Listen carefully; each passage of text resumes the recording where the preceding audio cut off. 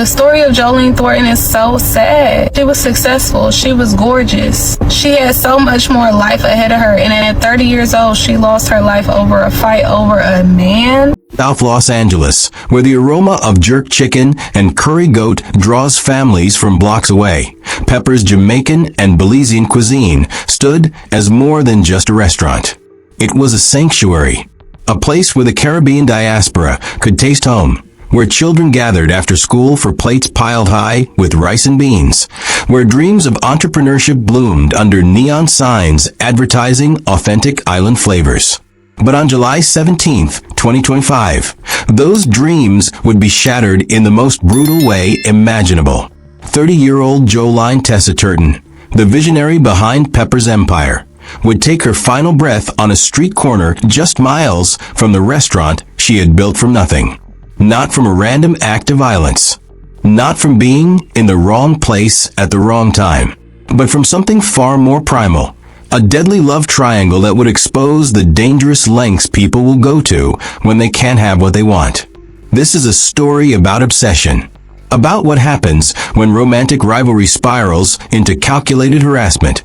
When jealousy transforms into a weapon sharper than any knife. It's about a successful woman who refused to be intimidated, who drove straight into a trap that had been months in the making. But most disturbing of all, it's about a justice system that would ultimately ask not why a woman was brutally murdered, but why she dared to fight back against her tormentor. Today, we dive deep into the case that has left a community demanding answers, a family crying for justice, and a killer who, according to explosive claims, walks free among the very people she terrorized. This is the story of Joeline Turton, entrepreneur, mother, dreamer, and the night that jealousy over a man wielded a knife with deadly precision. But to understand how a love triangle turned lethal, we need to understand who Joeline really was, and why her refusal to back down would ultimately cost her everything. Welcome to True Crime Tales HQ. If you're new here, we dive deep into cases that matter, examining not just what happened, but why it happened and how we can prevent it from happening again. Before we continue, please hit that like button, subscribe to the channel, and turn on notifications so you never miss our latest investigations. Most importantly, share this video. These stories save lives when the right person sees them at the right time. The story begins not with her death, but with her life. A life built on determination, seasoned with island spices, and lived with a kind of fearless confidence that would both elevate her community and ultimately seal her fate. Joeline Turton wasn't just another small business owner trying to make it in Los Angeles. She was a force of nature wrapped in determination, carrying the weight of two cultures on her shoulders and the dreams of an entire community in her heart. Born to Belizean heritage, but raised with American ambition, Joeline understood what it meant to bridge worlds. Her great-grandfather's legacy lived on in a library bearing his name back in Belize, a testament to a family that understood the power of leaving something meaningful behind. But Joeline wasn't content to simply honor the past. She was building the future, one plate at a time. At just 30 years old, she had already accomplished what many only dream of. Pepper's Jamaican and Belizean cuisine wasn't just a restaurant, it was a cultural embassy. Nestled on the famous Slauson corridor near Van Ness Avenue, it became the heartbeat of Caribbean life in South LA. The aroma of curry and Scotch bonnet peppers would drift down the street like a siren's call, drawing everyone from homesick islanders to curious food lovers eager to taste authenticity. But Pepper's was just the beginning of Joeline's empire. She owned a beauty supply store, understanding that serving her community meant more than just feeding their bodies. It meant helping them look and feel beautiful. She operated a trucking company, recognizing that success meant diversifying, building multiple streams of income that could weather any storm. Each business was a brick in the foundation of generational wealth she was determined to build. Her cousin Cherish would later say, she was the reason for Pepper's. She loved to cook and wanted a place where everyone in the community could come and eat. But those who knew her understood it went deeper than cooking. Joeline was creating spaces where people belonged, where the Belizean grandmother could find the oxtail that reminded her of home, where the second-generation Jamaican kids could connect with flavors their parents had carried across oceans. Joeline loved children, her sister revealed, her voice heavy with loss. She had a big house and always had the kids there. She believed it was important for them to have spaces to be together and make memories. This wasn't hyperbole. Joeline was raising her 11-year-old son Endon, while simultaneously serving as a mother figure to her cousin's daughter, a young girl who had lost her own mother. Joeline made sure the girl had her own room in the house, her own place in the family, her own piece of security in an uncertain world. Her mother would remember finding affirmations scattered throughout Joeline's belongings after her death. Handwritten notes to herself. I am a boss. I am an entrepreneur. These weren't just feel-good mantras. They were battle cries from a woman who understood that success required constant self-motivation, especially when you're building something from nothing in a world that doesn't always want to see you win. The trips back to Belize weren't just vacations, they were pilgrimages. Joeline was deeply proud of her roots, making several journeys to her ancestral homeland in recent years. She understood that knowing where you come from gives you strength for where you're going. Her cousin Isabel Requena would later describe her as more than just a beautiful face. She was a visionary, a proud entrepreneur, actress, and the heart behind Pepper's Jamaican Belize Cuisine. But success, especially visible success, comes with a price. And in the weeks leading up to that fateful July night, the bills were coming due in ways Joeline never could have imagined. Because what Joeline had built, the respect, the community, the thriving businesses, had caught the attention of someone who couldn't bear to watch another woman rise. And on July 17th, 2025, that jealousy would explode into violence on a street corner that would never be the same. The summer heat in Los Angeles had been relentless that July, the kind of oppressive warmth that makes tempers flare and bad decisions seem reasonable. But nothing about the evening of July 17th, 2025, would prove reasonable. Nothing about what happened in the 1200 block of West 87th Street would make sense to anyone who knew Joeline Turton. It was just before 9 o'clock when the call came in. A woman down. Blood on the pavement. The kind of scene that transforms a neighborhood corner into a crime scene, where curious onlookers gather and whisper theories that will never capture the full horror of what actually happened. The initial reports were confused, contradictory. Gunshots, some said. A shooting in Westmont. But the witnesses were wrong about the weapon. What killed Joeline Turton wasn't a bullet fired from a distance. It was something far more personal, far more brutal. The Los Angeles County Medical Examiner would later confirm what her family already knew with devastating certainty. Joeline had been stabbed. Multiple times. Here was a successful businesswoman, a pillar of her community, lying dead on a street that wasn't her own, in a confrontation that should never have happened. But Joeline hadn't stumbled into danger. She had driven there. Deliberately. Purposefully. The victim had gone to an apartment complex in Westmont, seeking out the very person who would end her life.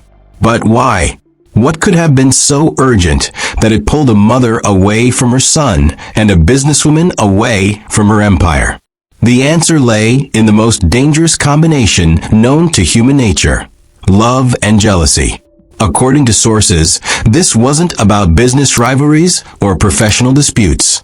This was about a man, a classic love triangle that had spiraled completely out of control, with two women connected to the same romantic interest. Claims suggest the harassment had been building for weeks. The other woman allegedly couldn't accept sharing or losing this man's attention. What started as romantic rivalry escalated into something much darker. Systematic intimidation designed to drive Joeline away from the relationship. But Joeline wasn't the type to back down. She had built businesses from nothing, raised children while building an empire, stood up to every challenge life had thrown at her. She wasn't about to be intimidated by someone who couldn't handle competition. The harassment allegedly escalated beyond phone calls and social media. The woman had reportedly visited Pepper's restaurant with friends, creating what was described as provoking energy. Not coming as customers, but as antagonists whose very presence was designed to make Joeline feel unsafe in her own establishment. And on that sweltering July evening, the provocation finally worked. Joeline had reached her breaking point. She got in her car and drove to that apartment complex, ready to end this toxic situation once and for all. 2 women, 1 man. A confrontation that had been brewing for weeks, finally exploding into violence on a street corner in Westmont. The fight was brief. The consequences were permanent. When it was over, Joeline Turton lay dying from multiple stab wounds while her killer, according to explosive community claims, would soon be walking free, protected by a legal system that would ask not why a successful woman was murdered, but why she had dared to fight back. But the real shock was yet to come, because what happened next would shake the community's faith in justice itself, revealing a system that seemed more interested in protecting the killer than seeking justice for the victim.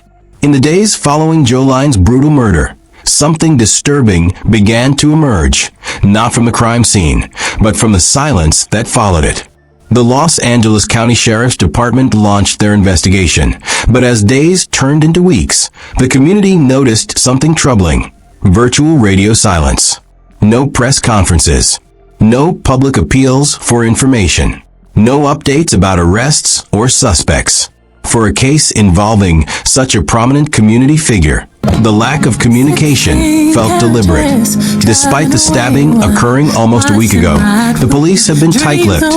Local LA news blogs reported. This wasn't the careful discretion of an active investigation. This felt like something else entirely. The family grew increasingly frustrated. Here was a woman who had employed dozens of people, fed thousands, served as a pillar of her community, and her death was being treated with what many saw as inexplicable indifference. Community activists began speaking out. This sister here is from Belize, but she's an advocate and activist, and was an entrepreneur, a philanthropist, hired black in her community, gave back to her community, one activist stated publicly. So she will be remembered, gone, and never ever forgotten. But remembering Joeline wasn't the problem. Getting justice for her was proving to be something else entirely.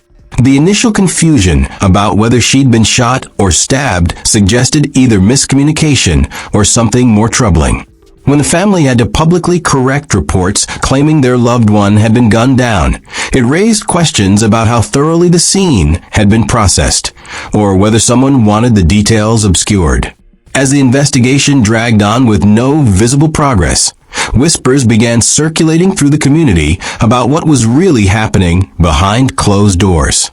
The rumors were too shocking to believe, too specific to ignore. And then came the bombshell that would transform grief into outrage and turn a murder case into a community uprising. Because what the family was about to discover would not just explain the silence. It would reveal a betrayal so profound that it would shake their faith in the entire justice system. What came next would shatter everything Joeline's family thought they knew about justice in America. According to explosive community sources, the Los Angeles County District Attorney's Office made a decision that sent shockwaves through everyone who knew and loved Joeline. They allegedly rejected the case entirely. Not delayed.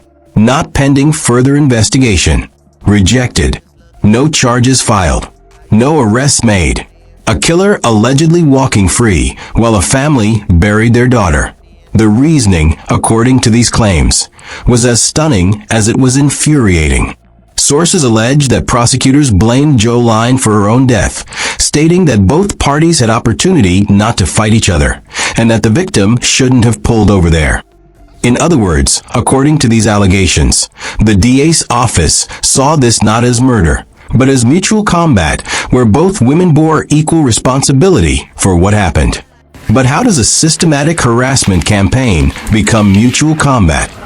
How does a victim driving to confront her tormentor become equally guilty of her own murder? According to sources, the other woman had spent weeks deliberately provoking this exact confrontation.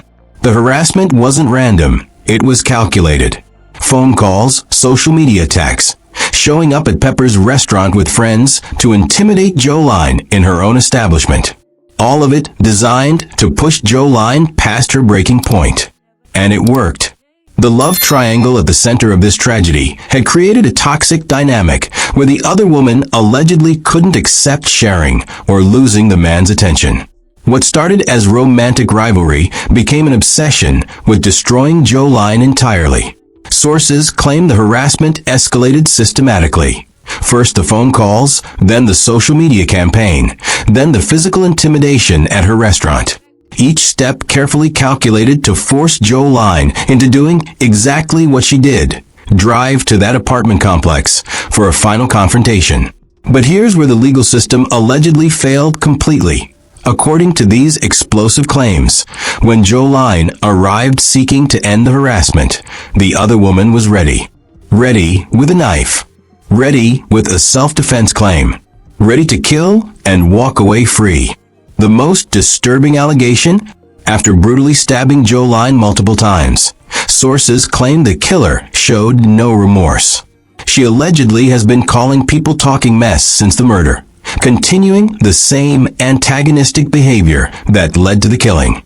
Even more shocking, this person allegedly continues to roam around the streets of the same neighborhood where Joeline lived and worked, protected by what the family sees as a justice system that prioritizes the aggressor's rights over a murder victim's life. The legal loophole appears to center on California's self-defense laws. According to these claims, you can systematically harass someone for weeks, provoke them into coming to your location, then kill them and claim you were defending yourself. If true, it represents a dangerous precedent. Victims can be baited into their own murders, and their killers can walk free. The implications of these allegations reach far beyond one family's tragedy, exposing systemic failures that put other successful women at risk throughout the community. The allegations surrounding Joeline's case have sent shockwaves through the Caribbean business community in Los Angeles. Restaurants like Pepper's aren't just commercial enterprises. They're cultural lifelines where diaspora communities maintain connections to their heritage while building new American dreams. When someone like Joeline is killed and her killer allegedly walks free, it sends a terrifying message to other women entrepreneurs. Success can make you a target, and the system won't protect you. She hired black in her community, gave back to her community, activists noted. Joeline wasn't just building personal wealth. She was creating economic opportunity for others. When someone like her is murdered, entire communities lose not just a person, but an economic engine that employed drivers, served overlooked customers, and provided jobs while feeding souls. The legal precedent these allegations suggest is deeply disturbing. If accurate, they reveal how someone can orchestrate months of harassment, successfully bait their victim into a confrontation, then claim self-defense after committing murder. This isn't justice. It's a blueprint for getting away with premeditated killing. Most chilling of all, if these claims are true, then visible success, the kind that allows you to own multiple businesses and become a community leader, also makes you visible to those who would rather destroy than build. The community response has been swift and passionate. Prayer circles that serve as both mourning rituals and protest gatherings. Social media campaigns demanding justice. A growing chorus of voices refusing to let this case disappear into bureaucratic silence. As we reach the end of this devastating story, Joeline Turton's case officially remains an active investigation with the Los Angeles County Sheriff's Department. But for her family, the waiting has become unbearable. Each day, without arrests, without charges, without justice, feels like another betrayal of the woman who gave so much to so many. The family has made it clear they want Joeline remembered as the visionary she was, not as a victim. They held the beautiful prayer circle and lantern release at Manhattan Beach on July 27th. Dozens of lights floating into the night sky, each one carrying the hopes and memories of people whose lives had been touched by Joline's generosity. But the most powerful tribute isn't found in memorial services. It's in Pepper's Jamaican and Belizean cuisine, which continues to operate despite the family's uncertainty about the future. Her mother admits they remain undecided right now what we're going to do about the restaurant, but customers refuse to let Joline's dream die with her. Her 11-year-old son, Endon, faces a future without the mother who wrote daily affirmations. "I am a boss. I am an entrepreneur," while building an empire to secure his future. The young girl she raised as her own must navigate life without the woman who gave her a room, a place, a family when she had lost everything else. The community continues demanding answers. Local activists understand that if these allegations about the DA's handling prove true, then Joline's death represents more than personal tragedy. It represents systematic failure that puts other successful women at risk. The questions remain. Can someone orchestrate harassment, bait their victim into a confrontation, kill them, and walk free by claiming self-defense? If so, what protection exists for women who refuse to be intimidated? These answers won't bring Joline back. Nothing will restore the laughter in her kitchen, the pride in her eyes when customers praised her curry goat, the fierce love she showed her children every day. But perhaps if her story reaches enough people, if enough voices demand accountability, if enough hearts are moved by this tragedy, perhaps some good can come from this devastating loss. Joeline Turton built bridges between cultures, generations, and dreams. She proved that a young woman with Belizean roots and American ambitions could create something beautiful in a world that often tears such dreams apart. Her legacy lives on in every plate served at Pepper's, in every child who saw her success and dared to dream bigger, in every woman who refuses to make herself smaller to avoid becoming a target. If this case has moved you, if you believe successful women deserve protection rather than victim blaming, if you think Joline's life mattered, please like this video, subscribe to our channel, and share her story. The more people who know Joline's name, the harder it becomes for her case to be forgotten. Leave a comment below with your thoughts, and let us know what other cases you'd like us to investigate. Your engagement helps ensure victims like Joline get the attention they deserve. Remember, in a world where jealousy and hatred make headlines, be like Joline. Build something beautiful. Lift others up. Leave the world better than you found it. That's how we honor Joeline Turton's memory, not just by demanding justice for her death, but by living lives worthy of the legacy she left behind.